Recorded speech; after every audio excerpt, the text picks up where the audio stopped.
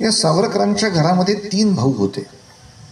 एक थोरला भाऊ होता, त्याचं नाव होतं गणेश. धाकटा भाऊ होता, त्याचं नाव होतं नारायण.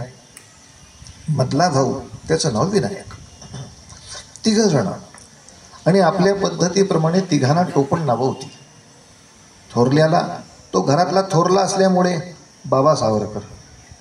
धाकट्याला, तो सगळ्यात लहान असल्यामुळे बाळ सावरकर. आणि आता मधल्याला काय सांगावं, तर त्याला नाव पडलं तात्या सावरकर. आता तात्या हा शब्द आपल्याकडे साधारणतः फार लहान असताना फार मोठ्या माणसासारखं जो बोलतो त्याला आपल्याकडे तात्या म्हणतात. साधारण 5 वर्षाच्या पोराने 50 वर्षाच्या माणसाला काहीतरी उपदेश करावा की बोलला तात्या आमचा. अरे तात्या, तुझं वय काय लेका, शिकवतोयस कोणाला, पण तात्या म्हणजे तात्या. आणि तात्या खरंच होता तसा.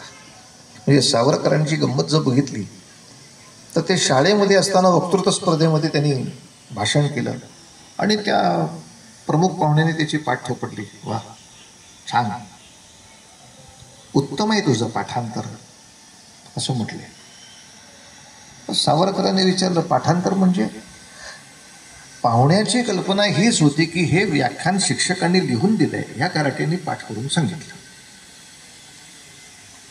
तेव्हा शिक्षकांनीच सांगितलं, अहो पाठांतर नाही, हे त्यानंच लिहिलेलं व्याख्यान आहे.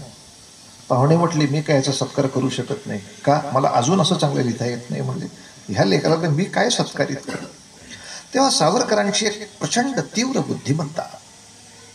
आणि सावरकरांच्याबद्दल एक विशेष सांगायचं म्हणजे अतिशय छोट्या वयामध्ये आलेली देशाची जाण. वयाच्या 14व्या वर्षी या माणसाने निर्णय केला आयुष्याचा की माझ्या देशातल्या जवळजवळ सगळ्या समस्या आहेत, त्या समस्यांचं एकच कारण आहे आणि ते म्हणजे इंग्रजी राज्य आणि इंग्रजी राज्य पद्धती, शिक्षण पद्धती. त्याला धक्का दिल्याशिवाय ह्यातल्या कुठल्याच गोष्टी सुटणार नाही. म्हणजे हे खऱ्या अर्थाने बुद्धिमंताचे उद्योग असतात. नाही तर माणूस काय म्हणतो, काय करू हो, आमच्याकडचा फ्रीज बिघडलाय आणि पंखे सुद्धा बिघडलेत आणि मग हिटर सुद्धा बिघडला. शहाण्याला कळलं पाहिजे या सगळ्याचं कारण फ्यूज गेलाय तुझा. इलेक्ट्रिसिटी हे बेसिक त्याचं कारण आहे, ते गेल्यामुळे ह्यातलं काही चालत नाही. त्यातल्या फ्रीजवर काहीही करून उपयोग नाही. काम करायला पाहिजे तर फ्यूजवर. तसंच अहो देशामध्ये हे झालंय, हो देशामध्ये ते झालंय, हो देशामध्ये शेतकऱ्यांवर अन्याय होतोय, हो शेतकऱ्यांवर गरीबावर, सगळ्याचं कारण हे हरामखोर सत्तेत आहेत आणि याला घालवल्याशिवाय दुसरा उपाय नाही. हे 14व्या वर्षी मुळात समजणं हीच मोठी गोष्ट आहे. म्हणून मोठ्या लोकांची जीवनचरित्र यासाठीच पाहण्यासारखी असतात की त्यांनी योग्य ते उत्तर तिथे सोडलं. शिवाजी महाराजांची सुद्धा हिंदवी स्वराज्याची प्रतिज्ञा हे 14व्या-15व्या वर्षी आहे. ज्ञानेश्वरांची ज्ञानेश्वरीच्या लिखाणाची सुरुवात हे 14व्या-15व्या वर्षीच आहे. पण आम्ही कीर्तनकार, आमच्यासारखं दुर्दैव कोणाचं नाही. पण 14व्या-15व्या वर्षी त्यांनी जो पराक्रम केला हे आम्ही कीर्तनामध्ये जेव्हा सांगतो तेव्हा समोर ऐकायला सगळे 70च्या पुढचे असतात आणि साधारणतः याच्यानंतर ते काहीच करणार नसतात. छान झालं हो कीर्तन, ह्या एका वाक्यापलीकडे काय डोंबल्याचा पुरस्कार आम्हाला मिळणार. मग त्याला 15व्या वर्षी कुठला तोरणा चढलेला, त्याला हिजली पायरी चढवेना त्या म्हाताऱ्याला. तो घरात वेळ जात नाही, आईबापात पोरांना नकोय म्हणून हाकललेला देवळात. तेव्हा दुर्दैव काय एवढं होतं असं की अरे अरे अरे अरे आपण कोणाचं चरित्र सांगतोय, कशाला सांगतोय.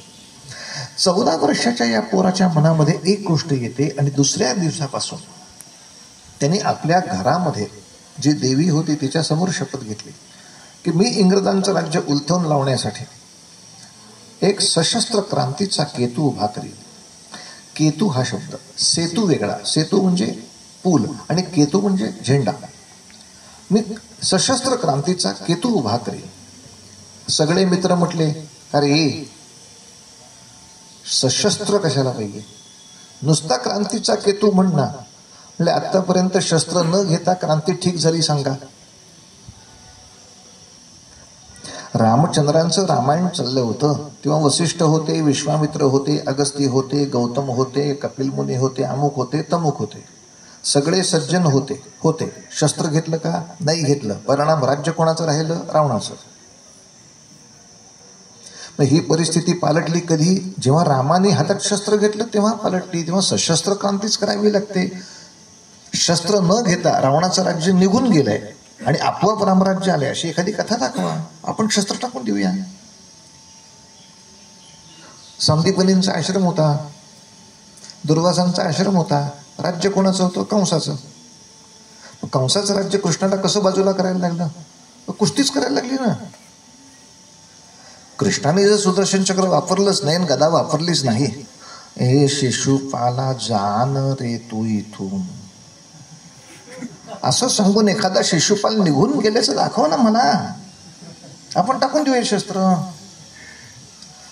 आपण मेंगलाटासारखे बोलायला लागलो, ते उरावर बसतात येऊन. तेव्हा आपल्याला शस्त्राची आवड नाही आहे, पण पर्याय नाही आहे, अपरिहार्य म्हणून आपल्याला ते घेणं भाग आहे. जसं आयुर्वेदिक 4 गोळ्या दिल्या, काही उपयोग झाला नाही आपले बुवावर, मग काय? शस्त्रक्रिया. म्हणून आजही मिलिटरीच्या कुठल्याही गोष्टीला ऑपरेशन म्हणतात, ऑपरेशन सिंदूर. ही शस्त्रक्रिया असते, शस्त्राने केलेली, आरोग्य सांभाळण्यासाठी केलेली क्रिया, ती शस्त्रक्रिया. पर्यायच नसतो तेव्हा शस्त्रक्रिया केली जाते. आणि वयाच्या 14व्या वर्षापासून वर्ष 15, 16, 17, 18, 19, 20, 21, 22, 23, 9-10 वर्ष यांनी आपल्या नाशिकच्या शेजारच्या परिसरामध्ये वेगवेगळ्या गावामध्ये जाऊन वेगवेगळ्या मित्रांना भेटून वेगवेगळ्या लोकांशी चर्चा करून जवळजवळ त्यांनी आपल्या संस्थेचं नाव ठरवलं होतं मित्रमेळा. खटकायला नको म्हणून पटकन म्हणायचं काय, हे आमचा मित्रमेळा आहे, मित्रांची एक संघटना आहे. या मित्रमेळ्याची 10 वर्षामध्ये 200 शाखा झाल्या. म्हणजे या माणसाचं संघटन कौशल्य आपल्या लक्षात आलं पाहिजे. बरं, या 200 शाखांवर असं काही बर्डन नव्हतं की मी पाठवलेलं पुस्तकच वाचा. तुम्ही वेगवेगळे कार्यक्रम आयोजित करा तुमच्या गावात, मला फक्त रिपोर्ट करा तुम्ही काय केलंय. पण 200 शाखा गुणिले प्रत्येक शाखेचे किमान 10 जण, असं नाशिक क्षेत्रामध्ये अख्खं एक प्रचंड मोठे नेटवर्क उभं राहिलं. या माणसांनी पुण्यामध्ये शिक्षण पूर्ण केलं, BA झाले नव्हे, त्याच्या पुढे LLB झाले, वकिली केली. लोकमान्य टिळकांना पण भेटले होते. आणि लोकमान्यांनी असं सांगितलं, वकिलीच्या पलीकडे जाऊन जर काही शिकायचं असेल तर मी एक संधी तुम्हाला सांगतो. कोणती संधी? वकिलापेक्षा LLB पेक्षा मोठी पदवी आहे बॅरिस्टर. आणि बॅरिस्टर होण्यासाठी परदेशात जाता येतं. सावरकर, तुला एक गुप्त गोष्ट सांगतो, तुझं वय 22 आहे, फक्त 22व्या वर्षी तुला गोष्ट सांगतो. भारतामध्ये इंग्रज आपल्याला शस्त्र शिकूच देणार नाही, तर तुमच्या हाती ते देणार नाही. इंग्रजाच्या काळात शस्त्रबंदीचा कायदा होता, तुमच्या घरामध्ये तलवार सापडली तर तुम्ही तुरुंगात होतात. शिकवणं तर त्यापेक्षा दूर राहिलं, तो आपल्याला कधीच शिकवणार नाही. मग शेवटी हिंदुस्थानातली हिंदू मुलं सशस्त्र कशी होणार? मार्ग एकच आहे, आपण लंडनला जायचं. तिथे शस्त्रबंदीचा कायदा नाही आहे, तिथे कोणालाही पिस्तूल शिकता येतं. तिथे आपण शिकायचं, पिस्तूल विकत घ्यायची, कोणत्याही मार्गाने भारतामध्ये पाठवायची, तर इथला माणूस लांबच्या माणसाला वेधण्याचं काम करू शकेल. नाही तर आपल्याकडे काय बाकी साधन आहेत, काठ्या आहेत, तलवारी आहेत, भाले आहेत, जंबी आहेत, लपवलेली शस्त्र आहेत, पण ही सगळी शस्त्र जवळ असलेल्या शत्रूवरच काम करू शकतात. लांबच्या शत्रूवरती अत्यंत छोटं शस्त्र हे पिस्तुलाचं किंवा बॉम्बचं असावं लागतं. इंग्लंडमध्ये गेलास तर शिकता येईल.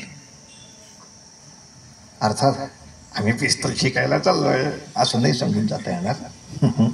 तिथे बॅरिस्टर होण्यासाठी चाललोय असं कारण दाखवायचं. त्यासाठी तुला स्कॉलरशिप देतो.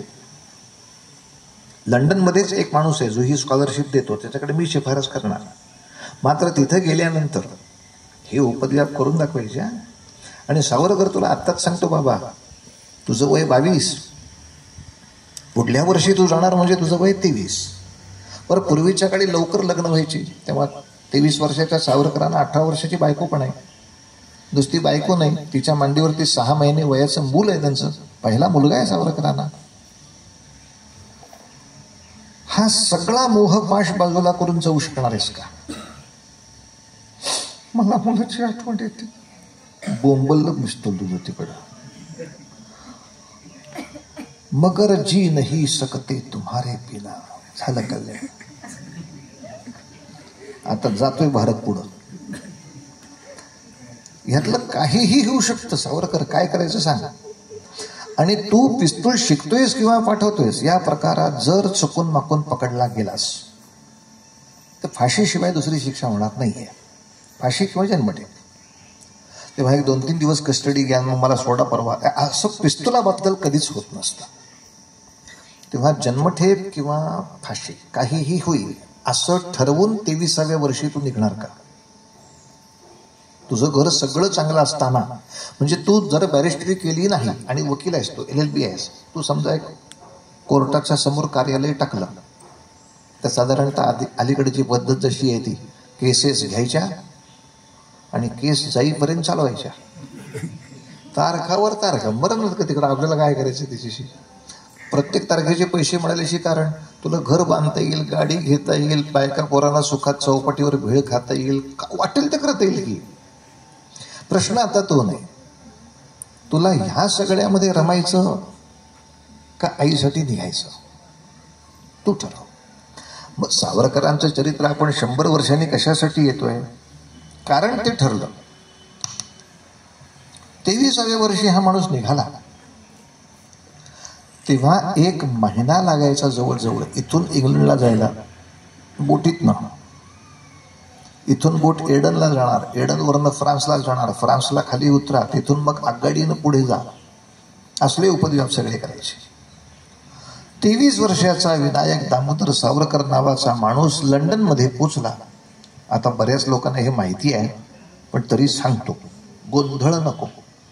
ते इंग्लंडला गेले का लंडनला गेले का ब्रिटनला गेले? तर ह्या तिघाचाही अर्थ एकच आहे, गोंधळ करायचा नाही.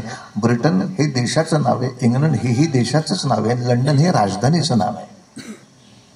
हो, म्हणजे भारतात गेले का दिल्लीला गेले हे जसं बिंडोक माणूस विचारू शकतो तसं लंडनला गेले का इंग्लंडला गेले? लंडन ही राजधानी आहे, इंग्लंडचीच राजधानी. तिथे श्यामजी कृष्ण वर्मा नावाचा एक मराठीच माणूस होता, हिंदुस्थानी वर्मा. त्यांनी एक मोठं हॉस्टेल बांधलं होतं. त्या हॉस्टेलचं नावच इंडिया हाऊस, म्हणजे भारतातनं आलेल्या विद्यार्थ्यांसाठी असलेलं हॉस्टेल. तिथे आपला मुक्काम केला. श्यामजी कृष्ण वर्मानं आपलं पत्र दाखवलं, टिळकांच्याकडनं असलेलं, शिष्यवृत्ती सुरू झाली, विद्यापीठामध्ये नाव नोंदवलं. आता डोक्यामध्ये विचार एकच चाललाय, मला जे काम करायचं ह्याचे कार्यकर्ते इथं कसे मिळतील लंडनमध्ये. म्हणजे पेपरमध्ये जाहिरात द्यायला लागेल. पेपरमध्ये काय जाहिरात द्यायची? भारताला स्वतंत्र करण्याची ज्यांची इच्छा आहे त्यांनी मला येऊन भेटावी, अशी जाहिरात. कोणाच्या काकाला देता येणार आहे? त्याच्यामध्ये लंडनच्या वृत्तपत्रात ही कशी जाहिरात देता येईल? म्हणून मग एक डोकं चालवलं पठ्याने. कोणत्याही देशामध्ये 2 पक्ष असतात, एक सत्ताधारी आणि एक विरोधी. विरोधी पक्षाची इच्छा असते हा निघावा आणि मला सत्ताधारी पक्ष होता यावा. मग विरोधी पक्षाकडे मुद्दाच काय आहे? एकच मुद्दा आहे. जर त्याला आपण सिद्ध करून दिलं की हे लोक भारतावर नीट राज्य करत नाहीत, तर विरोधी पक्ष आपल्या बाजूने येतो. त्या विरोधी पक्षाच्या वृत्तपत्राच्या संपादकाला भेटले आणि ते म्हणाले, आम्ही साक्ष देऊ की हे चांगलं राज्य करत नाहीये, म्हणजे तुम्हाला ह्याला सत्तेवरनं काढता येईल, माझी जाहिरात घ्या. ते येड्याने घेतली जाहिरात. इंग्लंडच्या वृत्तपत्रात जाहिरात टाकली. फ्री इंडिया सोसायटी नावाची संस्था लंडनमध्ये आहे. भारताच्या स्वातंत्र्यासाठी ज्यांना प्रयत्न करायचे असतील तिथे त्या संपादकाची गट्टांडी धरली. पार्लमेंट, तुला कोणी सांगितली धंदे करायला? म्हणजे हा सगळ्यात मोठा मुद्दा आहे तुम्हाला हलवण्याचा. इंग्लंडला जे वाटत होतं की आपणच लई विद्वान होतो, ते त्याच्या डोक्याला धोबी पछाड जो दाखवला सावरकरांनी. मस्तपैकी जाहिरात दिली. 300 भारतीय एकत्र आले तिथे. 300-350 लोक एकत्र आले आणि सगळ्या प्रकारचे लोक आले. पंजाबी मुलं आली, दक्षिणात्य मुलं आली. मिर्झा अब्बास नावाचा काश्मीरचा एक पोरगा आला. तो म्हटला मला पण भारतासाठी काम करायचं. ये नव्हतो, तुला कोणी नाही म्हणतो, बरी ते. गुजराती आले, पंजाबी आले, बंगाली आले. अरे राम राम राम. आणि ज्यांनी शिष्यवृत्ती दिली होती ते श्यामजी कृष्ण वर्मा पण म्हणले, मला करता का सभासद? या तुम्ही पण या. एवढ्या लोकांना त्या ठिकाणी एकत्र केलं. आता उद्योग काय करायचा सांगतो. उद्योग हाच होता, मला जर पिस्तूल विकत घ्यायची असतील तर कशी विकत घ्यायची? हे तर कोणाच्या काकाकडं पैसे आहेत, मी शिकतोय स्कॉलरशिपवर. तर शोध असा काढला की फ्रान्स नावाच्या देशात एक हिऱ्यांचा व्यापारी आहे. बघा कसे कसे शोध काढायचे आहेत. हिऱ्यांचा व्यापारी आहे. ज्याचं हिऱ्यांचं दुकान असतं त्याला सिक्युरिटी घ्यायला लागते, आणि सिक्युरिटीच्या हातात जी शस्त्र असतात ना ती साधारण 3-4 वर्षांनी चेंज आउट करायचे असतात. तो राजपूत माणूस होता राणा नावाचा, त्याला भेटले. सरदार सिंग, तुम्हाला सिक्युरिटीसाठी एक 20 पिस्तूल घ्यायचेत ना आता? यस. घ्या ना. घ्या ना म्हणजे नाही, घ्या ना म्हणजे तुम्ही घ्या ना, आम्हाला द्या, आम्ही ती भारतात पाठवू. भारतात कशी पाठवणार?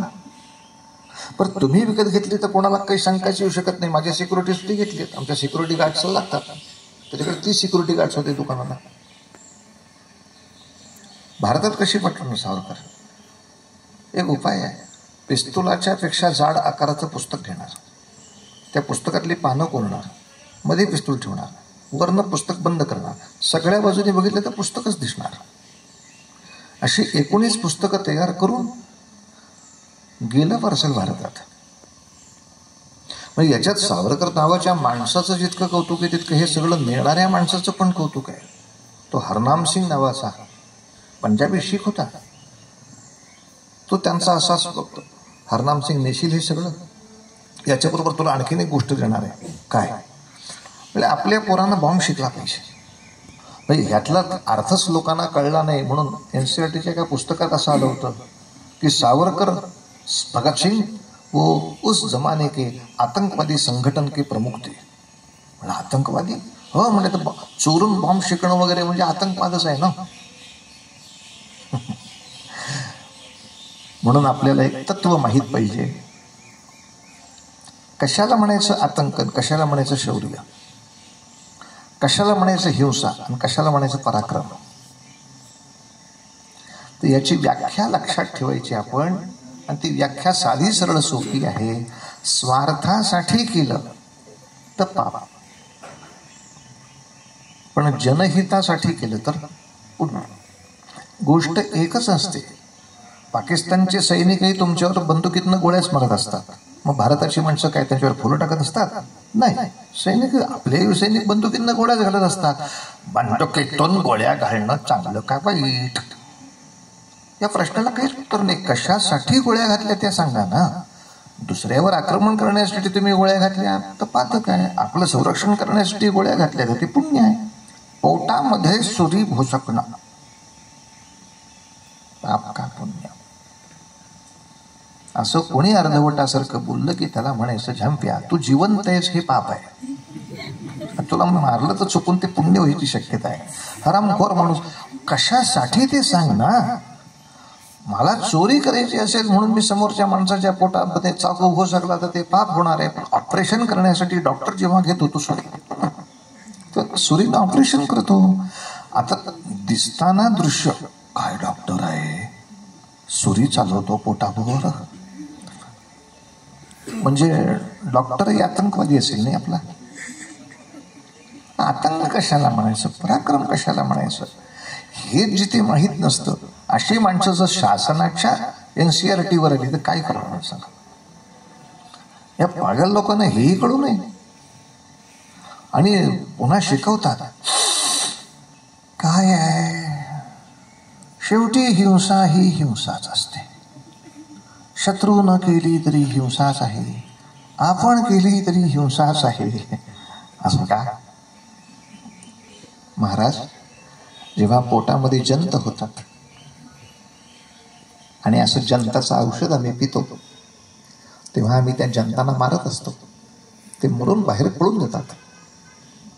तेव्हा जर कोणी सांगितलं जंत तुझी आतडी खातात, ही पण हिंसाच आहे, आणि तू जनताना मारतोस, ही पण हिंसाच आहे. मग आता ती जनतांची हिंसा थांबवण्यासाठी, कारण जनता शेवटी माझ्या शरीराचे नागरिकच आहेत ना, शरीरातच आहेत ना ते, नागरिकांना मारायचं का नाही, पण ते सगळ्या शरीराच्या आरोग्याला जर छळत असतील तर मारण्याला पर्याय नाही ना. म्हणून देशासाठी केला, न्यायासाठी केला तर पराक्रम, स्वार्थासाठी केला तर आतंक. कसा करतो ते स्वार्थासाठी करतो, कारण त्याचा 1 कोटीचा विमा उतरवलायच आहे. ते हे केल्यानंतर त्याच्या घराला 10 कोटी मिळणार आहेत. आणि याच्या विरोधामध्ये तुकाराम ओंबाळे जेव्हा तिथं मरतो बिचारा, त्याला फक्त 35,000च पगार मिळणार आहे. त्याच्यासाठी काही वेगळं काही काम केलेलं नाही. म्हणून नागरिकांना वाचवण्यासाठी ओंबाळेने काम केलं तर त्याला पराक्रम म्हणायचं बाबा. आणि नागरिकांना मारण्यासाठी उपद्व्याप केले तर त्याला हिंसा म्हणायचं. असं आपल्याला माहिती असावं. आपल्या सगळ्यांच्यासाठी एक सूत्र देऊन टाकतो. कुठलीही गोष्ट जर विचारली, पाप आहे का पुण्य आहे, तर आपण काय सांगायचं? पाप आणि पुण्य कृतीवर ठरत नाही, हेतूवर ठरतं. पाप आणि पुण्य कृतीवर ठरत नाही. मी घड्याळ घालून शाळेत गेलो, चोराने 2 मारल्या, माझं घड्याळ काढून घेतलं, काय झालं? पाप झालं. पोलीसमध्ये तक्रार केली, मी नवीन घड्याळ घेतलं. आई म्हणली घड्याळ घालून जाऊ नको. मग आईनं 2 मुस्कडात मारली, घड्याळ काढून घेतलं. जाऊया का चौकीत? कृती तीच आहे ना. तसं आतंकवादी चोरून शस्त्र शिकतात आणि सावरकरांनी चोरून शस्त्र शिकलं, याचं गणित एकच कसं मांडता येईल? त्याने शिकलं ते स्वार्थासाठी शिकलं, याने शिकलं ते देशरक्षणासाठी शिकलं.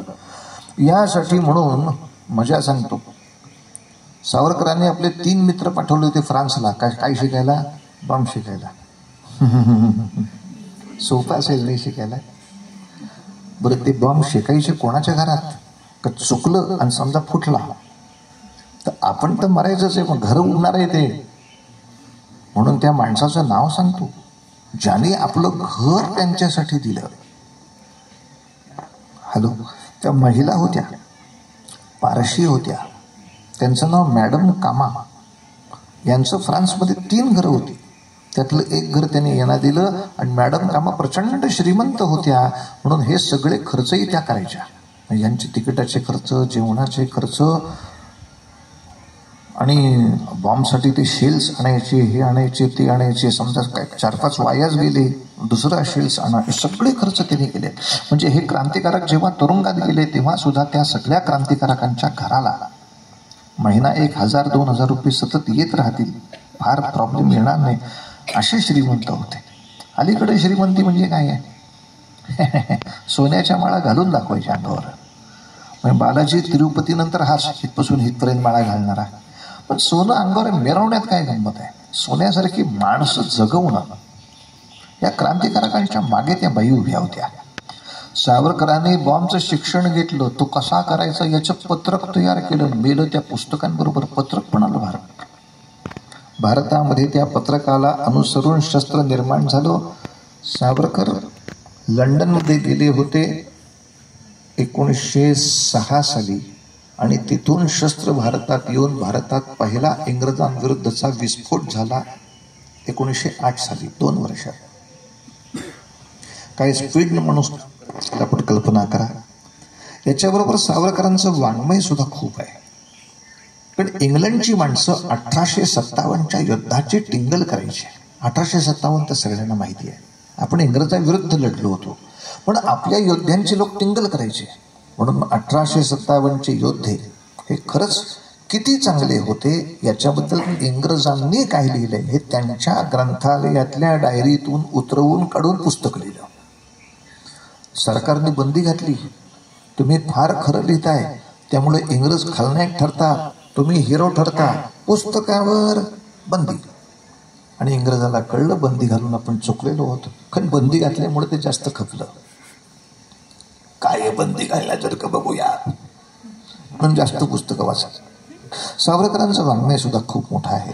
असो, सावरकर लंडनमध्ये इंग्लंडमध्ये साधारण 4 वर्ष होते. 4 वर्षात बॅरिस्टरीचा कोर्स त्यांनी पुरा केला होता. या 4 वर्षामध्येही अनेक उपद्व्याप होते. त्यातला एक सांगितला, एक वाङ्मय निर्मिती सांगितली, एक पिस्तुलांची उपलब्धी केली, एक बॉम्बचं प्रकरण सांगितलं. पण भारतामध्ये हा माणूस शस्त्र पाठवतो याचा अंदाज इंग्रजाला लागला, आणि त्यामुळे सावरकरांच्या सगळ्या घरच्या लोकांना त्रास दिला की हा काम बंद करेल. या कल्पनेनं काय काय केलं इंग्रजानं? सावरकरांचं नाशिकमधलं घर जप्त केलं. 1. सावरकरांची शेतीवाडी होती ती जप्त केली. 2. सावरकरांचा पैसा जो गुंतवला गेला होता तो गोठवला. 3. त्यांच्या घरातली भांडी कुंडी सुद्धा उचलली. 4. घरातल्या सगळ्या लोकांना निर्वासित केलं, कुठेही राहा. 6. सगळ्या लोकांना दम दिला की ह्यांच्या घरच्या लोकांना जे आश्रय देतील त्यांच्यावरती सरकारी रोषी येईल. म्हणून कित्येक काळ अनेकांच्या ओस्तीमध्ये पडवीमध्ये असं राहायला लागले या लोकांना. सावरकर तिथून शस्त्र पाठवतो पण इथं वितरण करायचं काम त्याचा थोरला भाऊ करतो. थोरल्याला उचलला. किती छळला असेल आपण कल्पना करा की आपण आता हे सगळं संरक्षण शिबिर शिकतो आहोत, आपल्या क्षमता वाढवतो. त्याचं कारण ते शत्रू अत्यंत नालायक आहे. प्रचंड क्षमता आपल्याला असाव्या लागतात. म्हणजे सावरकरांच्या थोरल्या भावाला 40 मिनिटं शॉक दिलेत, इलेक्ट्रिक शॉक, की त्याने इतरांची नाव घ्यावीत. त्या माणसाने तोंडात शब्द नाही म्हणजे नाही काढला. स्वतःच्या शक्तीची धारणा काय जबरदस्त असेल. सावरकरांच्या थोरल्या भावाला सुद्धा जन्मठेपेची शिक्षा दिली आणि सावरकरांवर वॉरंट काढलं. तोपर्यंत बॅरिस्टरीची परीक्षा ते पास झाले होते. विद्यापीठ म्हणायला लागलं की आम्ही तुम्हाला पदवी देतो पण तुम्ही आम्हाला लिहून द्या, आम्ही इंग्रजाशी एकनिष्ठ राहू. सावरकर म्हणाले मी इंग्रजाशी एकनिष्ठ राहू असं म्हणणं याचा अर्थ दुसरा काय होतो?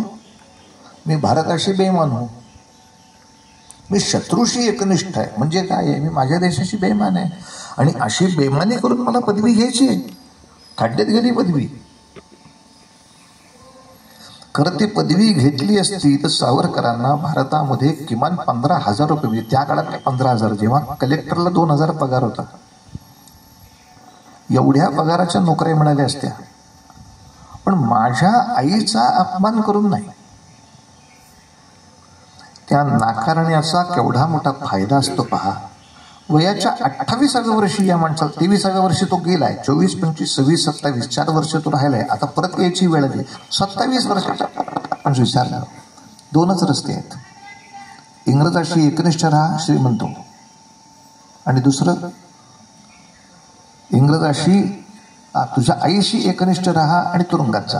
काय घेशील? प्रश्न तो होता.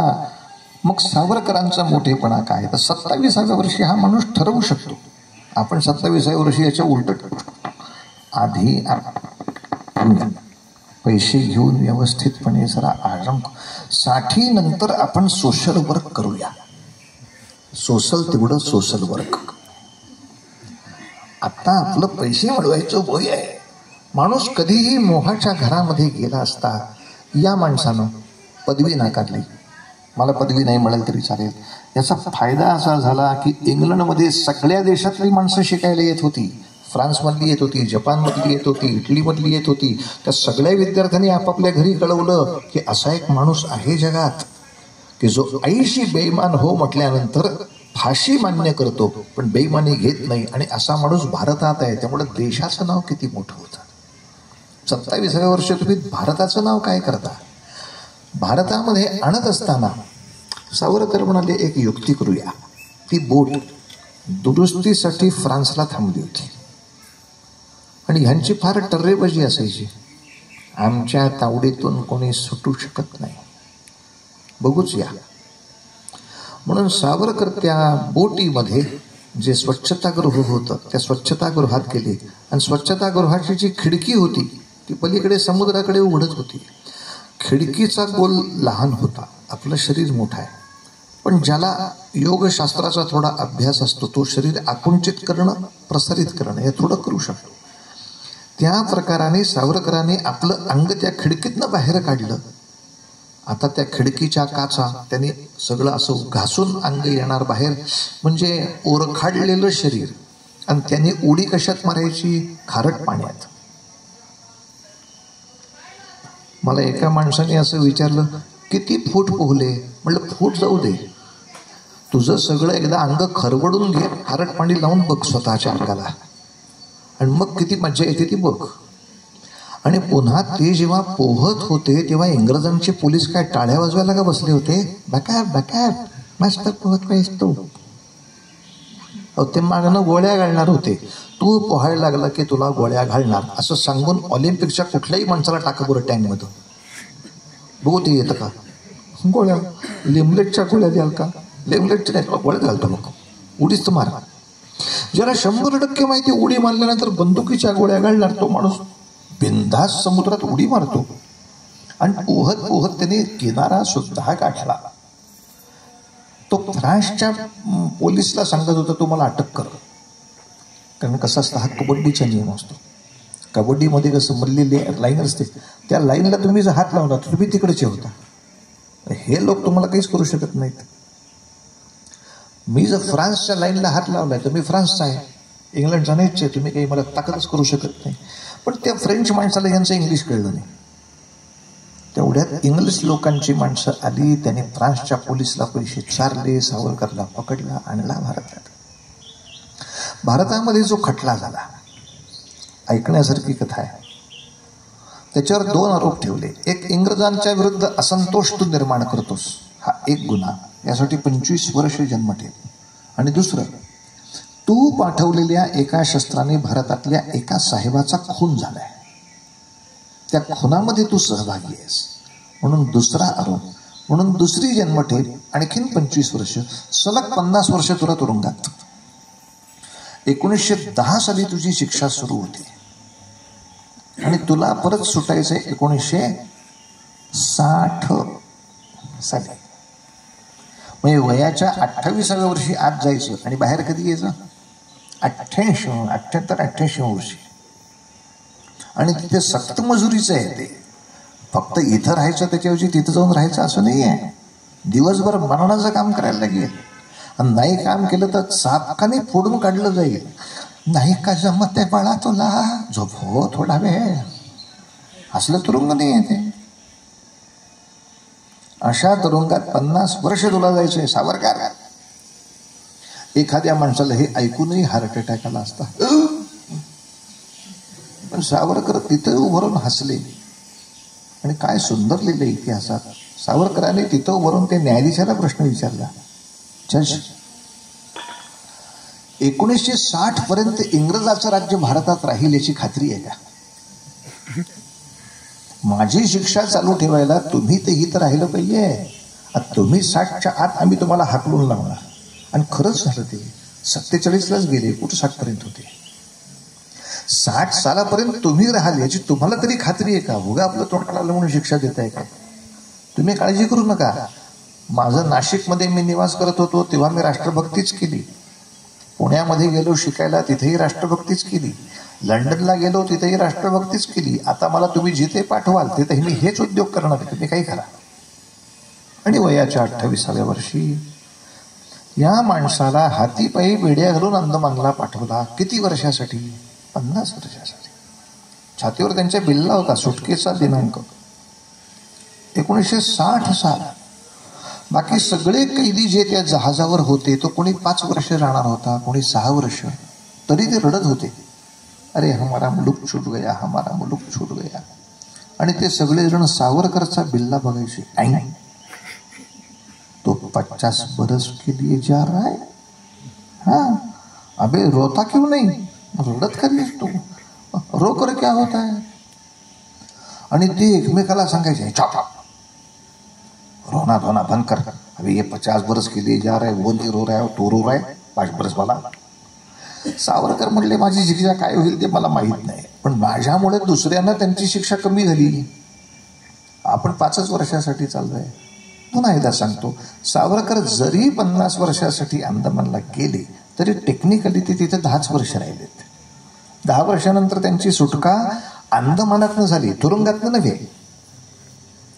21 साली त्यांना अंदमानातून हिंदुस्थानातल्या तुरुंगात हलवलं. लोकांच्या आक्रोशामुळे, लोकांच्या मागण्या वाढल्या. पण या 10 वर्षात या माणसानं काय करावं तिथं अंदमानात? म्हणजे दिवसभराची 2 कामं. एक, नारळाच्या शेंड्या कुटायच्या, त्याच्यात काथ्या करायच्या, दोऱ्या करायच्या, दिवसभर हात सोडून जाणार. आणि दुसरं तेल काढायचं खोबऱ्याचं. त्यासाठी एक कोलू नावाचं यंत्र असायचं, मोठं उखळासारखं यंत्र. त्याच्यात खोबऱ्याचे तुकडे टाकायचे आणि तो दांडा घेऊन फिरत बसायचा गोल गोल गोल गोल. आणि तो भयंकर जड असायचा दांडा. म्हणजे 10-15 तास काम केलं की सगळं अंग दुखायला लागायचं. पण हे सगळं काम करत असताना हा माणूस काय बघतो, आपल्याला देशभक्ती हा प्रकार यायलाच पाहिजे. कैद्यांच्याकडे चौकशी सुरू केली की इथं एक कैदी बसणार, इकडे बसणार, इकडे बसणार, सगळे नारळ कुठत बसणार. शेजारच्या कैद्याशी संवाद. क्यों रामप्रसाद? मेरा रामप्रसाद नाही, श्याम प्रसाद आहे. श्याम प्रसाद काहीतरी नाव द्या हाक मध्ये. श्याम प्रसाद, तबीयत तो अच्छी बनी आपने? अरे तबीयत, हमारी तबीयत से सभी खुश होते हैं. काय उपयोग तुझ्या तब्येतीचा? क्यों? अरे आपण नारळ फोडतो, नारळाचं पाणी इंग्लिश लोकांचे ते पोलीस पितात, आपल्या नारळाचं पाणी पण प्यायला मिळत नाही.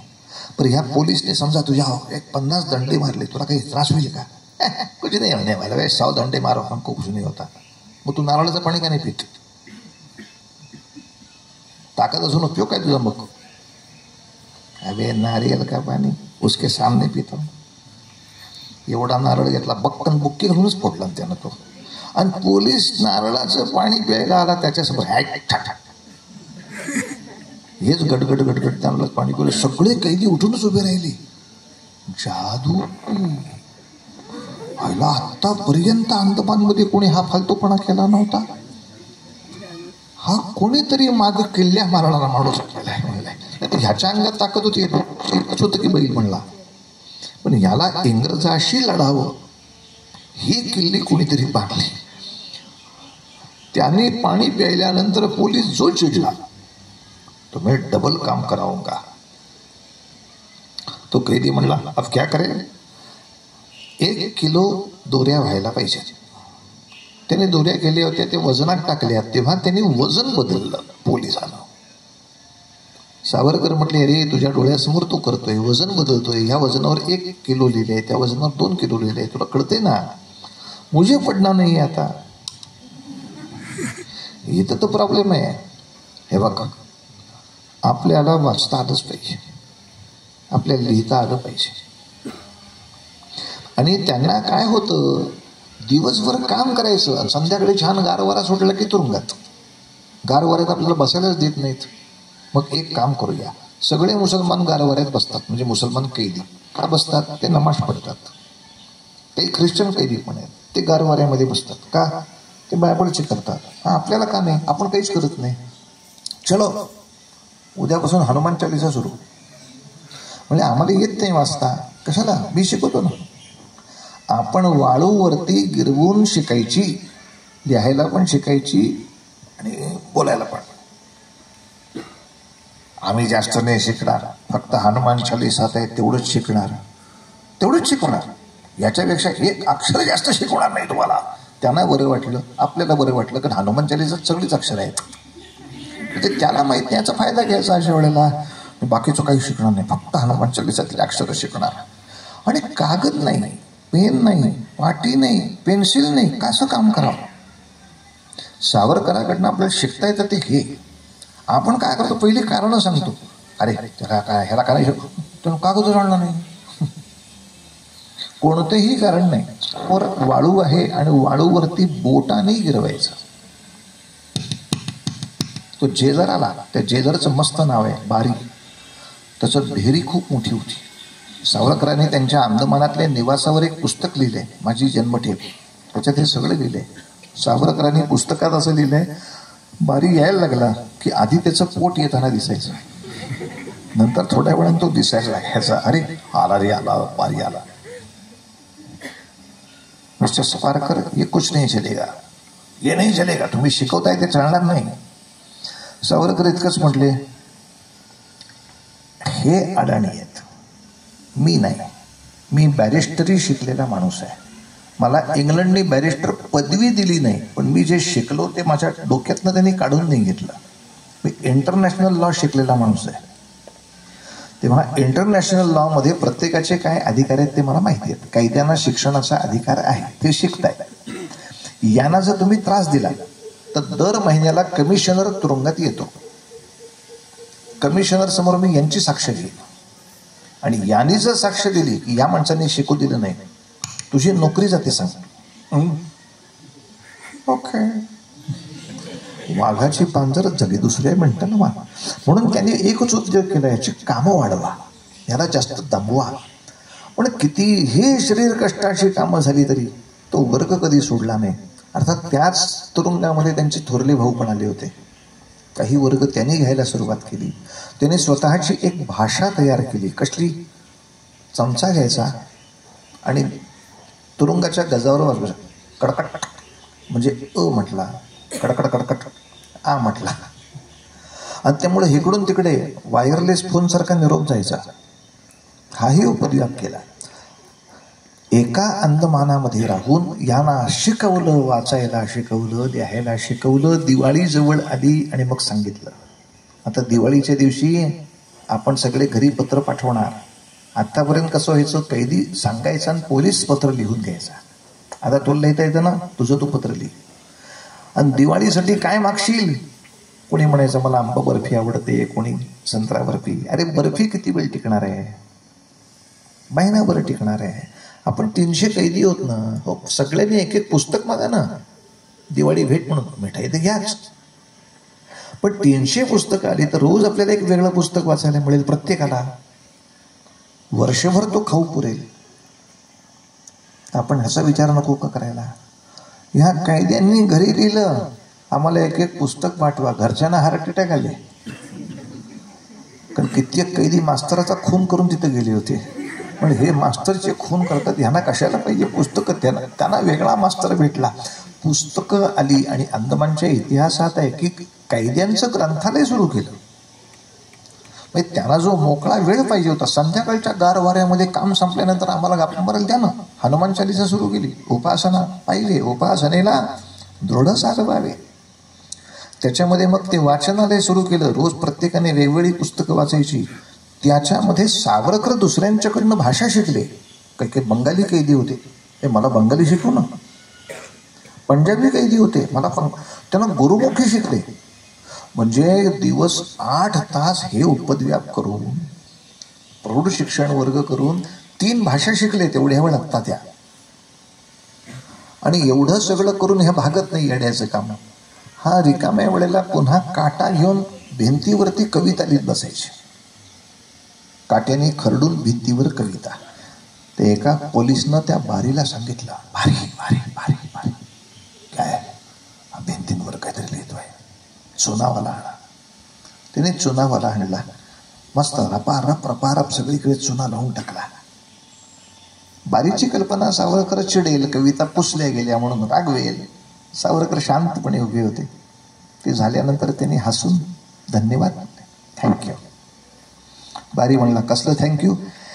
सगळा भिंत भरून गेली होती, आता नवीन कविता कुठे लिहू हा मी विचार करत होतो. आणि माझ्या त्या सगळ्या पाठ झाल्या होत्या. त्यामुळे पुसल्याचं काही फरक. पुढल्याही वर्षी असा माणूस पाठवावर का? अरे मेल्यान मालक पुणे इथला, मालक पुणे नको रे पुणे. पण तात्या जे संकट आहे त्याची संधी करत. तू पुसतोस का? मी लिहून काढणार. असं कित्येक सहस्र ओळींचं काव्य तुरुंगात तयार झालं.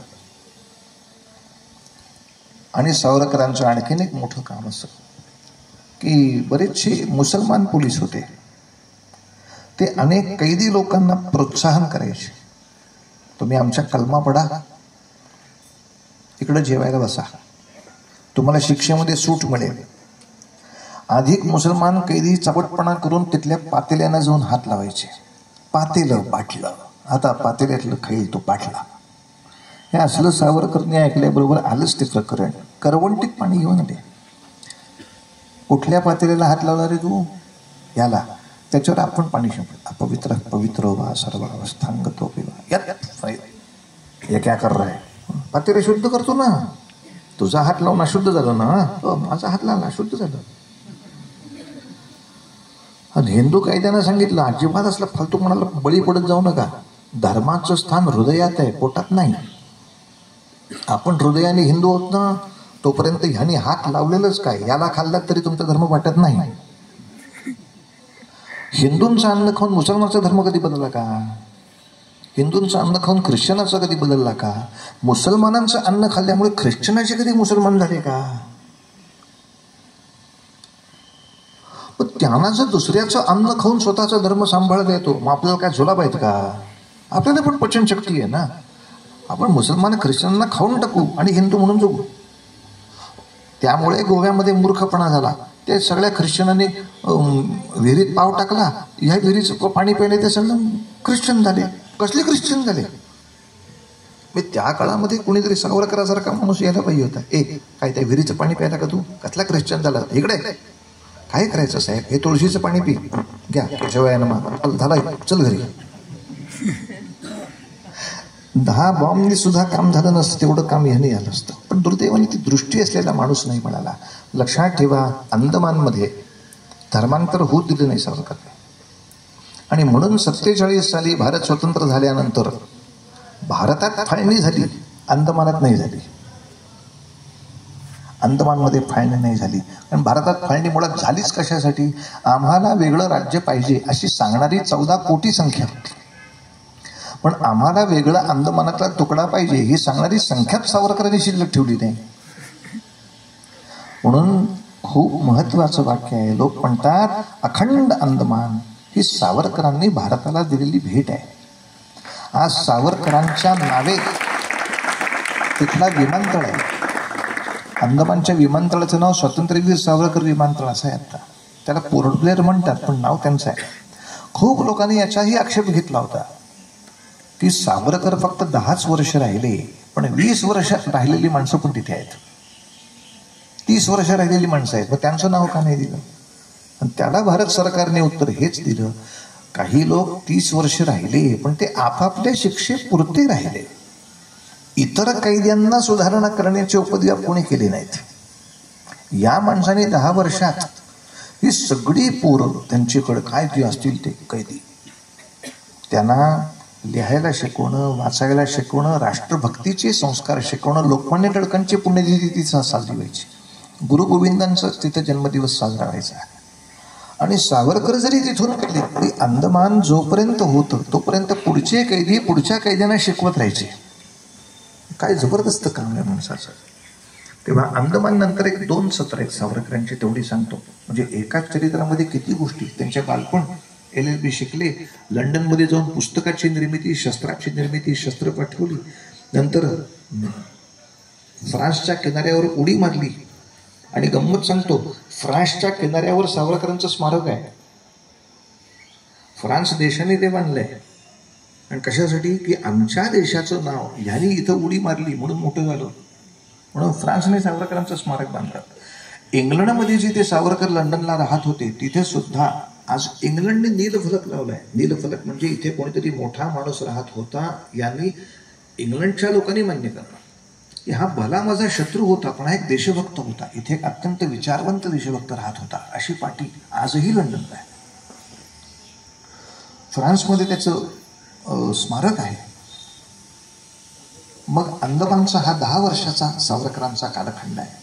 याच्यानंतर 2 कालखंड फक्त आहेत सावरकरांच्या जीवनातले. ते म्हणजे अंदमानवरनं जेव्हा आले तेव्हा ते रत्नागिरी गावात राहिले. आणि रत्नागिरीमध्ये त्यांना सांगितलं असं होतं, आता 12 वर्ष तुम्ही रत्नागिरी सोडून कुठे जायचं नाही, इथंच राहायचं. सगळ्या देशातले लोक हळहळले, अरे अरे अरे तात्या तुला कुजवला रे, कुजवला, तुला सोडून जाताच येत नाही रत्नागिरी. सावरकर म्हणले इंग्रज सरकार बिंडूक आहे, त्याच्या बिंडूकपणाचा तुम्ही फायदा घेत जा. म्हणजे काय म्हणजे काय म्हणजे काय? मला त्यांनी बाहेर जायचं नाही अशी बंदी केली आहे, बाहेरच्यानी येऊन मला भेटायचं नाही याला बंदी नाही आहे. किंवा ज्या ज्या देशातल्या लोकांना माझी आवश्यकता आहे त्यांनी इथे या, आपल्याशी चर्चा विनिमय करा, जे जे काम करायचं ते करू. ते विंडोकच आहे.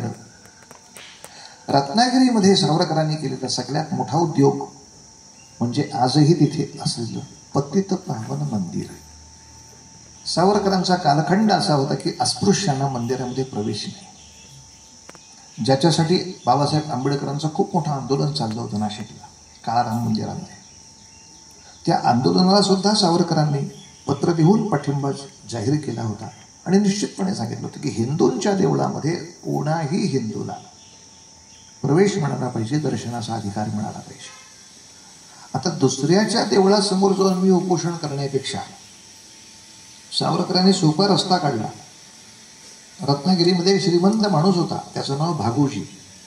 तो म्हणला, सावरकर मला तुझ्यासाठी काहीतरी करायचं आहे रे, तू अंदमान रिटर्न आहेस. आपल्याकडे अमेरिका रिटर्न आला की कौतुक असतं. त्या काळात अंदमान रिटर्न, अंदमानातनं रिटर्न आला का तुझ्यासाठी काहीतरी करायचं आहे रे. आता अशा वेळेला कोणी सांगू शकतो ना, द्या 4-5 कोटी, नाहीतरी मला द्यायचीच ना. हा, सावरकर म्हणले तुला द्यायचं आहे ना, देऊळ उभं कर. आपण एक देऊळ असं उभं करू, सगळ्यांना त्याच्यामध्ये प्रवेश, सगळ्यांना, महार मांग भंगी चांभार, आणि सगळ्यांनी एकत्र जेवायला बसायचं आणि सगळ्यांनी एकमेकांना वाढायचं. यांनी त्याला जेवायला वाढायचं, त्यांनी ह्याला जेवायला वाढायचं. सगळी एका देवाची लेकरं आहेत, आपण सख्या भावांना आपण वाढतोय, काही वाईट करत नाही आहे. तेव्हा पतित पावन मंदिरासारखी एक मोठी चळवळ त्या काळामध्ये, तुमच्या कानावर हे शब्द आहेत का नाही माहीत नाही, पण कुठल्याच जातीचे लोक एकमेकांच्या बरोबर जेवत नव्हते. म्हणजे सोनार आणि लोहार सुद्धा एकमेकांत जेवायचे नाही. ढोर वडार वेगळा जेवायचा आणि गाढव वडार वेगळा जेवायचा. ब्राह्मणामध्ये सुद्धा देशस्थ कोकणस्थांबरोबर जेवत नसत आणि कराडी माणसाला अजिबातच घ्यायचं नाही म्हणजे जेवायला. म्हणजे सगळ्यांच्या पंक्ती वेगळ्या. सावरकरांचं म्हणणं एकच होतं, अरे देवाच्या उत्सवाला सुद्धा तुम्ही जर एक येऊ शकत नाही तर देवाचं राज्य कसं उभं करणार आहे. असला काहीतरी गाढवपणा करायचा नाही, सगळ्यांनी मस्तपैकी एकत्र जेवायचं. ज्ञानेश्वरांसारखं, तुकारामांच्यासारखं.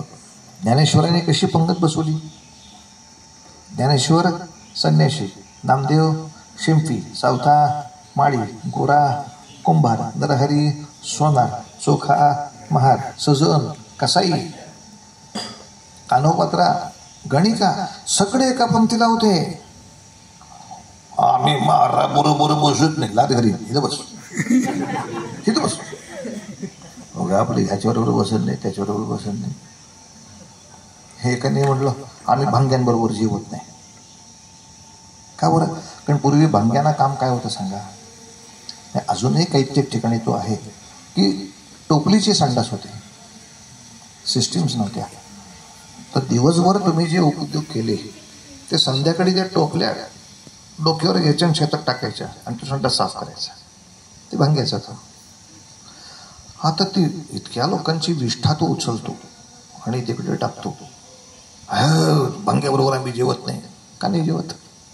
का नाही जेवत? त्याचा विष्ठेला स्पर्श झालेला आहे. आणि असं 10 लोकांनी सांगितलं की सावरकरांनी इतक्याच 20 लोकात त्याला विचारायचं, तू सांग, तुझा नाही झाला. आपली आपली धुतांत झाला असेल का नाही? विष्ठेला स्पर्श तुझा झाला नाही का? आमचा जरी झाला तरी आम्ही हातपाय धुतले, मग तो आंघोळ करून येतोय ना, त्याला तसा चांगलाय का? मग तू आंघोळ केल्यानंतर शुद्ध होतो, तो का नाही करत? तू काय सोन्याचे कुल्ले लावून आलाय का? आणि उलट हरामखोर तो काम करतोय म्हणून तू स्वच्छ आहेस. त्याने जर टोपल्या उचलायच्या बंद केल्या तर उदबत्तीची जोडगे जरी नाकात घातली तरी तुम्हाला वास नाही चांगला यायचा. कशासाठी हा चावटपणा चाललाय? त्याचं काम किती मोठं आहे. जगामध्ये शिक्षक आणि भंगी दोघांचं काम एकच. सावरकरांचं वाक्य बरं, जगामध्ये शिक्षक आणि भंगी या दोघांचं काम एकच. काय? घाण साफ करणे. ते विद्यार्थ्याच्या डोक्यातली घाण साफ करतात. हा शहरातली घाण साफ करतोय, त्याच्यात काय वाईट वाटण्यासारखं आहे? ह्याने ह्याला नमस्कार करावा, त्याने त्याला नमस्कार करावा. प्रश्न कोण काय काम करतो याचा नसतो. सन्मान ज्या गोष्टीचा आहे प्रत्येक जण सन्माननीयच आहे. आम्ही काय ह्याच्यावर नाही करत. तू करून नको एकदा हजमत कशी करतात करून दाखव. उगा मला काहीतरी शिवाजी महाराजांच्यासाठी हावतात मी घेणार नाही आहे. जो माणूस पंतप्रधानांना सांगू शकतो, मोदी साहेब मान खाली करा, मी सांगेपर्यंत मान वर घेऊ नका, असं मोदी साहेबांना कोण सांगू? नाही सांगतो. मोदी साहेब मान खाली करा, का वस्त्र चालवायचं. मी सांगेपर्यंत मानवर ज्याचा त्याचा मान आहे ना, ज्याचा त्याचा मान त्या त्या ठिकाणी आहे, तो मान्यच केला पाहिजे. मला असं वाटतं की शेतकऱ्याला अक्कल नाही, असं नसतंय ना. मी शेतकऱ्याला 50 जर सांग, ए शंभ्या काय माझ्यासारखं गाता येतं का, सारे का मग वैजानी साहेब. शेतकरी म्हणला नाही पोहा येत, आदणीच आहे. माझ्यासारखं तुला संस्कृत येतं का, नाही येत बुवा, आजणीच आहे. माझ्यासारखा कॉम्प्युटर तो बा, नाही बुवा, आदणीच आहे. मग शेतकरी पुढं सुरू करतो, म्हशीची धार काढता येते का, नाही. बैलगाडी चालवता येते का, नाही. आणि आफळे महाराज ते कॉम्प्युटर घेत होते तुम्ही खड्ड्यात तिकडं. एकच सांगायचं, रस्त्यात सुट्टा बैल दिसल्यावर काय करणार, असं ते. आणि त्या बैलाला लाल रंग लय आवडतो, असं ते सुट्ट बैल तुमच्या समोर आलं, त्याला तुम्ही काय सांगणार, मला त्रास देऊ नको, मी कॉम्प्युटर तज्ञ आहे. मला हे कळलं तर त्याला बैल कशाला म्हणतात, तिथं माझेच पाय धराल का नाही, दुसऱ्याची ताकद आहे का. त्या त्या ठिकाणी तो मोठा सन्मान दिला पाहिजे. सावरकरांचं म्हणणं एवढंच आहे, प्रत्येकाचा सन्मान आहे ना. तुमची बायको काय करते, हे काय म्हणजे हे काय तोंड काय केलं म्हणजे नक्की काय, घरीच असते स्वयंपाक करता, इतकं वाईट कशाला वाटून घेतलं. आणि म्हण ना ती अन्नपूर्ण आहे, ती एवढं छान स्वयंपाक करते म्हणून मी चांगला जगतोय म्हणून. पण स्वयंपाक करणं काही सोपी गोष्ट आहे का, मला सांगायला. तो करून बघ एकदा, म्हणजे तुझं तुला कळेल काय होतंय ते. बेसनाचा लाडू करायला गेलो तर एवढा भीमाचा लाडू केला होता मी, तुला लाडू सुद्धा वळता येत नाही. प्रत्येकाच्या कामाचा सन्मान केला पाहिजे. आणि म्हणून पतित पावन मंदिर ही मोठी चळवळ त्या ठिकाणी झाली. आणि शेवटची चळवळ सांगतो सावरकरांची. त्यांना 12 वर्ष रत्नागिरीतनं बाहेर जायचं नाही अशी बंदी होती. पण जेव्हा 12 वर्ष संपली तेव्हा बंदी उठली, निघाले. अनेक राजकीय पक्ष त्यांच्या मागे लागले होते की तुम्ही आमच्या पक्षात या. तर सावरकरांनी एक पक्ष निवडला आणि त्या काळामध्ये तो खूप मोठा पक्ष होता, हिंदू महासभा या नावाचा राजकीय पक्ष होता. म्हणजे त्या काळामध्ये हिंदू महासभा हा एकच राजकीय पक्ष मोठा होता. अजून तेव्हा जनसंघ किंवा BJP असं पक्षच निर्माण झाले नव्हते, हे सगळे आत्ता निर्माण झाले. हिंदू महासभा नावाचा पक्ष जो श्यामाप्रसाद मुखर्जींनी स्थापन केला होता, खूप जुना होता, त्याचे अध्यक्ष सावरकर झाले. आणि नंतरच्या काळामध्ये सावरकरांचं एक छोटंसं काम सांगतो. त्यांना दिसायला असं लागलं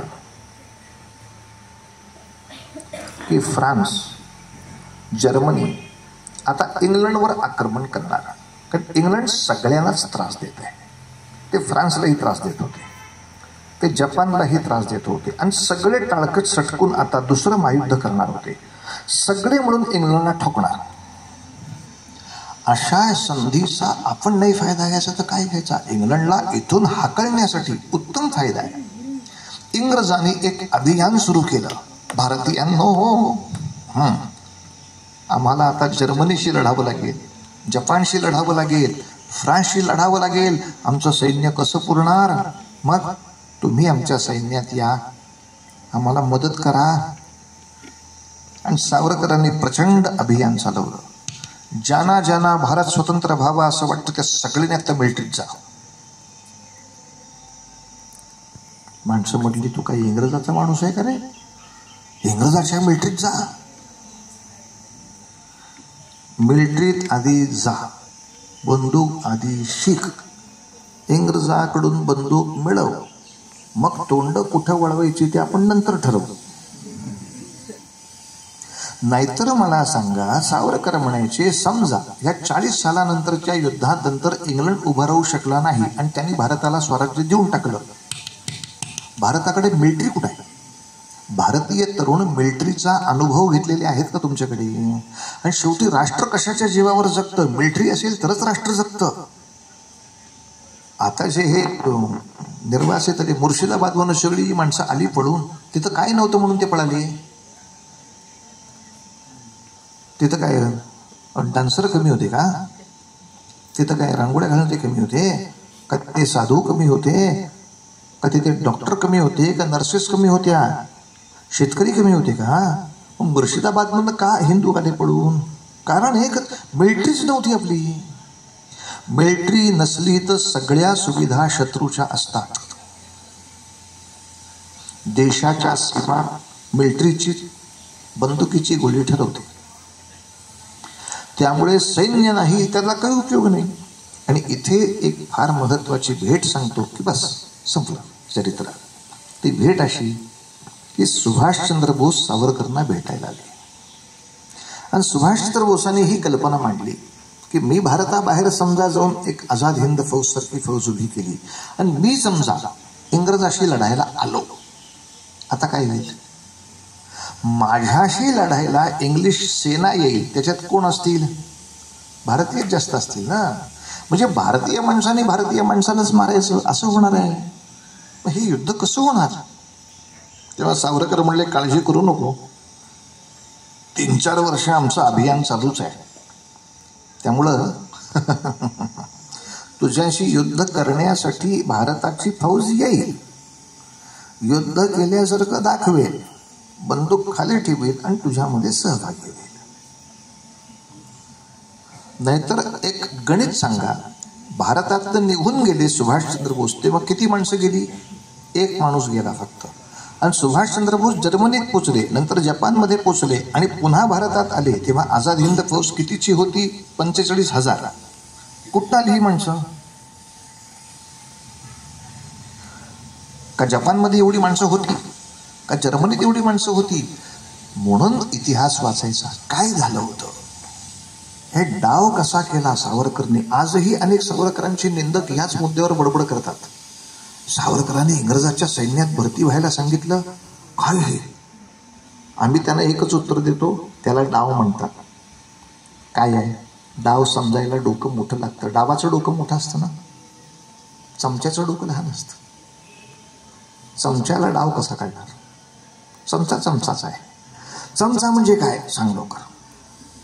हाताचं काम अन्न करतं, तोंडाचं काम तोंड करतं. ज्याला काहीच मिळत नाही तरी मध्ये बुडबुडतो, ते चमचा. दिस इज चमचा. चमच्यानं काय डाव कसा करतात? इंग्रजांनी सुद्धा मुळात भारताकडनं राज्य कसं घेतलं? फसवूनच घेतलं. बंगालमधला जो सेनापती होता त्याला फितवला, तो युद्धासाठी आला आणि तो सैन्य घेऊन इंग्रजाच्या बाजूला आला.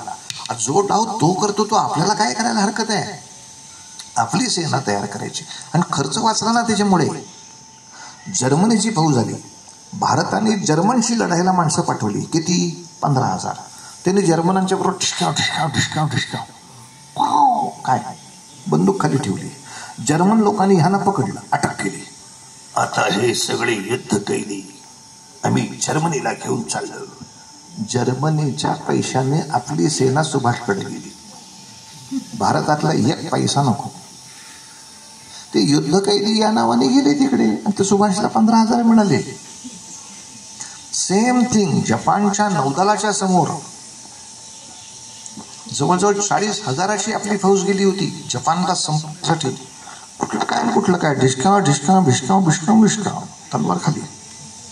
40,000 जपानने अटक केले, जपानमध्ये नेले आणि तो जपानचा टोरो म्हटला, इथे सुभाष बाबू आलेले आहेत, तुम्हाला त्यांच्याशी सहभाग घ्यायचा असेल तर सहभाग घ्या, नाही तर तुम्ही युद्ध कैदी म्हणून तुरुंगात जा. सगळे सैनिक म्हटले, महाराज काय तुरुंग वगैरे उघडू नका, सुभाषला सामील होण्यासाठीच आम्ही इथं आलोय. तेव्हा सावरकरांच्या त्या अभियानाचा सुभाषबाबूंना प्रचंड मोठा त्याच्या पुढच्या काळात फायदा झाला, जे सुभाषबाबूंच्या व्याख्यानामध्ये सुद्धा आलं. सुभाषचंद्र बोसांनी 43 साली अंदमानवर स्वारी केली. अंदमानला पहिला तिरंगा झेंडा लावला. म्हणजे खरा भारताचा स्वतंत्र तिरंगी झेंडा जो कुठे लागला असेल तर तो 43लाच लागला आणि तो अंदमानात लागलाय. तिथे सुभाषचंद्र बोसांनी भाषण करताना सांगितलं की भारतामध्ये या मिलिटरायझेशनच्या बद्दल कोणालाही फारशी अक्कल नाही.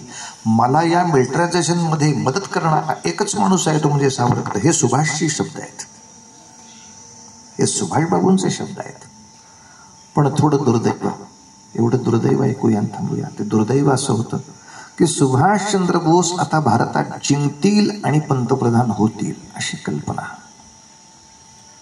पण 44ला दुसरं महायुद्ध संपलं आणि आता भारताकडे निघालेले सुभाषचंद्र बोस विमान अपघातामध्ये मृत्यू झाले अशी बातमी सगळी. सावरकरांना फार मोठा धक्का होता की नवीन येणारा सेनापतीच गेला. असो, पर्याय नव्हता. मग सगळ्या सैनिकांच्या पर्यंत निरोप इतकाच गेला की आपापल्या पातळीवर उठाव करा, कारण एकत्र उठाव करू शकणारा माणूस आता नाही आहे. मग मुंबईच्या दलांना एक उठाव केला, बंगालच्या दलांना एक उठाव केला आणि शेवटी 47ला स्वराज्य देऊन इंग्रजाला जावं लागलं. एक मोठ्या माणसाची साक्ष सांगतो, ती आपल्याला पुरेशी आहे. कोणाची साक्ष देणार मी एक छोटासा इतिहासाचा अभ्यासक आहे म्हणून जी पुस्तकात आहे ती साक्ष देतो. आणि दुर्दैव बघा कसं आहे की हे इतिहास संशोधन मंडळाच्या पुस्तकात असताना आपल्या एकाही शालेय अभ्यासक्रमाच्या पुस्तकात नाही की भारताला स्वराज्य देताना इंग्लंडचा पंतप्रधान काय बोलला. त्याचं पार्लमेंटमधलं जे भाषण आहे, अख्खं नाही भाषण सांगत, त्या भाषणातले 4 शब्द आहे का फक्त. त्या ओळी अशा आहेत,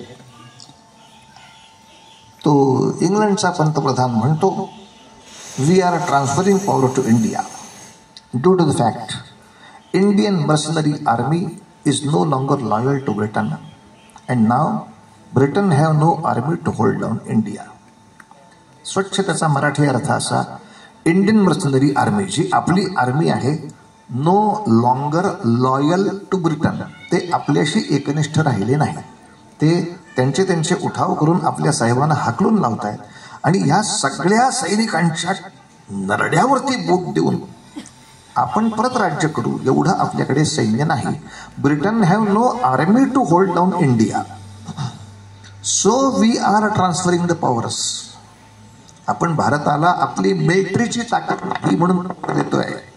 तेव्हा हा मुद्दा फार महत्वाचा आहे महाराज, की ज्यामध्ये आझाद हिंद फौजेचे सैनिक असतील, मधल्या काळामधले अनेक क्रांतिकारक असतील. सावरकर तर तेव्हा जिवंत होते 15 ऑगस्ट 1947ला, पण नवीन भारतीय सरकारने त्यांना दिल्लीला त्या समारंभाला येण्याचं सुद्धा कोणी आमंत्रण दिलं नाही.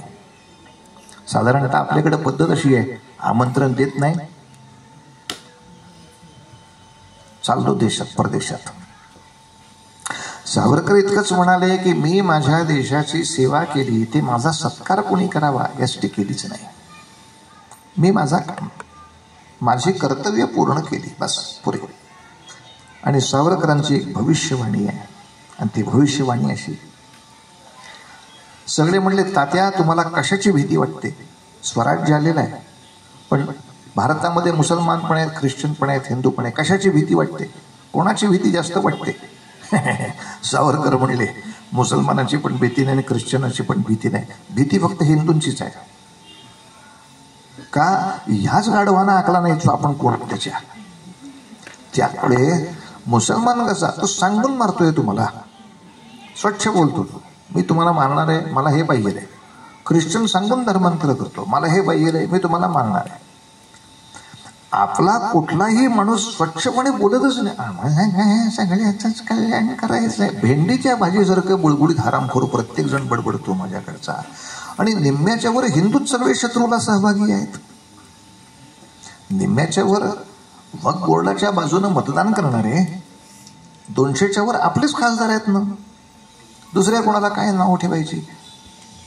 तेव्हा हिंदू असून हिंदुत्वाचा ज्यांना अभिमान नाही, हिंदू राष्ट्राबद्दलची दृष्टीच नाही, अशा हिंदूंपासून सगळ्यात मोठा धोका आहे.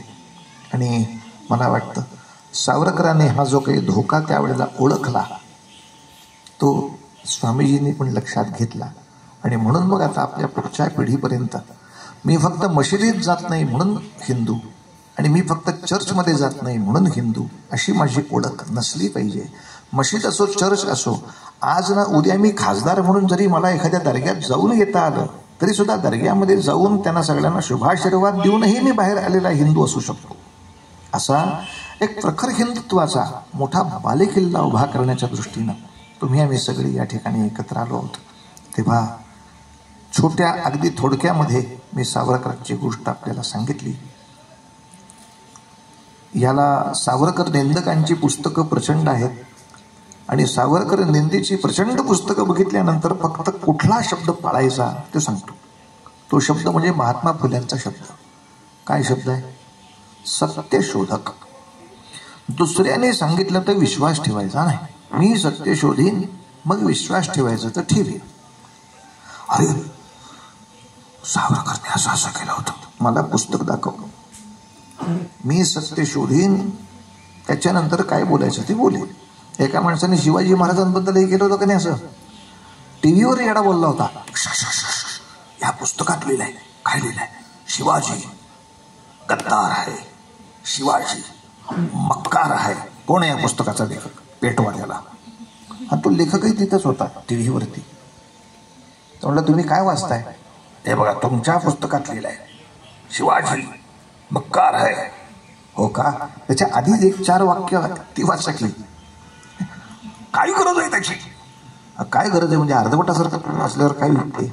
मग ते लेखकाने वाचून दाखवलं. त्याच्या आधीच्या वाक्यात लिहिलं होतं आदिलशहाचा दरबार भरला होता आणि आदिलशहाची बहीण बडी बेगम साहेबा दरबारात बोलत होती. याच्या पुढे ही वाक्य आहे.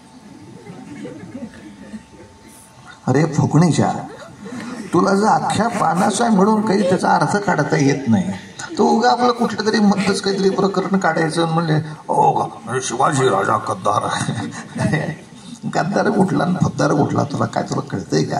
पण सत्यशोधक हा शब्द अत्यंत चांगला आहे. दुसरा सांगतो म्हणून उगाच त्याच्यावरती टाळकं चालवायचं नाही. एक प्रसिद्ध गोष्ट आहे. एक गुजरातचा व्यापारी मुंबईत आला, मोठा बंगला बांधला. मग त्याचे मित्र त्याला भेटायला आले. त्याने मित्रांना विचारलं माझे आईबाबा कसे आहेत? छान आहेत. माझे आजोबा कसे आहेत? छान आहेत. आणि माझी बायको कशी आहे? सगळे ती भोकाड पसरलं. काय झालं रे? अरे काय सांगू वाटतो का तू आमच्या गावातनं गेलास आणि तुझी बायको विधवा झाली बघ. याने भोकाड पसरलं. शेजार पाजाराचे आले. अरे ए अट्टू मारवाडी, काय तुला अक्कल आहे का? काही का तू जिवंत आहे ना? तू जिवंत असताना ती कशी विधवा होणार आहे? नाही होणार आहे. मग तुला कळतंय ना? हो. मग कशाला रडतो? मला कळतंय पण हे म्हटले म्हणून मी म्हटलो. असं आपल्याकडे दुसरे काय म्हणतात याच्यावर मी माझा इतिहास सांगतो. दुसरे काय बोलतात त्याच्यावर मी माझी मतं ठरवतो. यापेक्षा आपण स्वतः अभ्यास करून आपल्या अभ्यासाने आपल्या सगळ्या पूर्वजांचा इतिहास पाहणं हा मोठा योग आहे. खरं मी आज फक्त स्वामीजींच्या दर्शनापुरता आलो होतो, पण सगळ्या शिक्षकांनी मला पकडलं आणि ती गोष्ट सांगायला लावली. तेव्हा या सगळ्यांचे आभार मानतो. तुमच्या सगळ्यांचे आभार मानतो. यूट्यूब नावाच्या भूताटकीवर चारुदत्त आपळे असं जर नाव टाकलं तर माझी किमान 200 कीर्तनं त्याच्यावरती कोणालाही ऐकायला उपलब्ध आहे. तेव्हा केव्हाही तुम्ही ऐकू शकता. नकोशी नावाची टीव्हीवर मालिका होती, त्याच्यातही मी काम करत होतो. घेतला वसा टाकू नको मालिका होती, त्याच्यातही काम करत होतो. मेड इन चायनामध्ये सुद्धा मी कीर्तन केलं. काय विचित्र माणूस आहे, वाटेल ते करतो उपद्व्याप. आणि हे सगळे उपद्व्याप त्यासाठी आता कोल्हापूरच्या देवळात कीर्तनं चालू आहेत, अंबाबाईच्या मंदिरामध्ये. आणि संध्याकाळी कीर्तन करायचं होतं. मला काल फेसबुकवरती महाराजांचं हे प्रवचन मिळालं. म्हणलं भेटायला म्हणून जाऊ. या ठिकाणी आलो. तेव्हा तुम्ही ज्या तऱ्हेनं अभ्यास करताय तो आनंदाचा विषय आहे. आणि निश्चितपणे आपण आपापल्या ठिकाणी गेल्यानंतर ह्या सगळ्या ज्ञानाचं तिथे वितरण करायचं आहे. प्रत्येकाच्या घरामध्ये परिवारामध्ये एवढी 80-100 माणसं नसतील, पण हा मुलगा घरी गेला की त्याच्या परिवारातले 10 ह्या सगळ्या संस्कारांनी युक्त झाले पाहिजेत. एक महत्त्वाचा विचार आहे, लक्षात ठेवा. भारताचं सगळ्यात सुंदर चित्र आपल्या हातात कुठलं आहे? तर आपलं घर. जसं मोठं असं चित्र असतं आणि ते छोट्या चौकोनात करून ठेवलेलं असतं. तुला या चौकोनात काय करायचं ते करून ठेव, बाकीचं सगळं चौकोन सोडून दे. भारतामध्ये अजून भारत गेला खड्ड्यात तुझ्या घरात काय चाललंय मला सांग. भारतातल्या माणसांनी निर्व्यसनी झालं पाहिजे. तुझ्या काकाचं काय करूया? तू किमान आपल्या मामाला सांगितलास का ते अग्निहोत्र करत जाऊ नको म्हणून? ऐकलं नाही तर विषय वेगळा, पण तू बोललाच नाहीस त्याच्याशी ह्या विषयावर. हा विषय केवढ्याला? हिंदुस्थानातले सगळे शक्तिशाली हिंदुस्थान गेला खड्ड्यात, तुझ्या घरातले सगळे आहेत का? प्रत्येक स्त्रीनं लक्ष्मी झाडीशी राणी झालं पाहिजे, बाकी सगळं मरू दे. तुझ्या बहिणीचं सांग काय झालं? माझ्या हातामध्ये भारताचा सगळ्यात मोठा उत्तम करण्यासाठी भाग मिळालाय, ते म्हणजे माझं कुटुंब. माझ्या कुटुंबाला मी असं तयार करायचं की लोकांना सांगता आलं पाहिजे, अरे झाशीची राणी कशी बाई आहे, माझ्या बहिणीसारखी. भीम कसा पाहिजे, छोटा असला तरी छोटा भीम. दाखवणार बाई हे आमचं बाप कार्ट, हे छोटा भीम आहे, ह्याच्यासारखं असलं पाहिजे. समर्थांच्यासारखी. समर्थांकडे कशाला बघतो, कशी तपस्या पाहिजे, माझ्याकडे बघ, मी करतो ते. माझा आदर्श लोकांनी घ्यावा, माझ्या कुटुंबाचा आदर्श लोकांनी घ्यावा, माझ्या घराचा आदर्श लोकांनी घ्यावा. राजा कुठला? राजा शिवछत्रपतींसारखा. हा आदर्श उभा करण्याची फार मोठी जबाबदारी आपल्यावर आहे, आणि ही जबाबदारी आपण सगळेजण उत्तम तऱ्हेने संपन्न करा अशी या ठिकाणी आशा व्यक्त करतो. आपल्या सगळ्यांच्या या प्रयत्नांना मनःपूर्वक वंदन करतो आणि या ठिकाणी माझ्या बोलण्याला